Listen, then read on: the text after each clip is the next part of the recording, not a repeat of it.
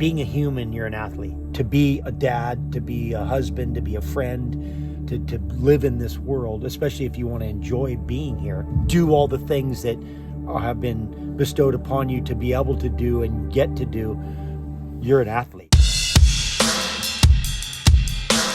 If you don't sacrifice some of your behavior when you're young, you're going to pay for it when you're old. And so in a way, I think that's like a metaphor for life, where you're going to have to sacrifice. You're going to choose it, or it's going to be chosen for you. And I think I'd like to choose it, because maybe it'll be something that I don't mind doing as much as something that I have no say in that I really might mind doing. If you're 40 or 50 years old and you've never trained or worked out before, I'd say congratulations. All your body parts are in perfect condition. And so you're going to be able to really enjoy the next 50 years of benefiting from training and working out. I mean, normally at 40 or 50, when you've been going since you're young, I mean, stuff's worn down and worn out. So to have those knees and those hips and those shoulders, and it's also going to be an interesting process, because you're going to have to, if you've never trained and you've never experienced a certain level of suffering, like a real suffering. I always love the term, the victory through attrition, which is, you don't even have to be any good. If you're the last guy standing, you just automatically win.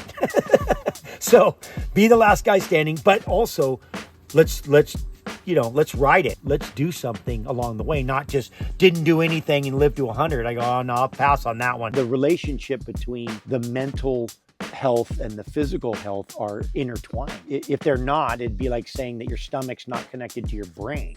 It's like, when you're healthy and you're sleeping well and you're eating well and you're physically healthy, you're mentally healthier. You just are, and there's just no way around that. And so I think there's a dynamic there that the one feeds the other one, and those are interconnected. The relationship between the mental confidence and the physical confidence, those are intertwined, and they play off of each other. And that dynamic determines, your longevity, your performance, your relationships, all of those things. We live in such a compartmentalized world where we separate those two things, and like, oh, that guy's really smart, but he's not very athletic. And that guy's a great athlete, but he's not. There's no great athlete in the world that doesn't have a certain mental genius. And I think the biggest challenge is to get a handle on your ego. I think I think it's a never-ending process. I think that you need an ego. It's obviously you have one for a reason, and it's part of our evolution.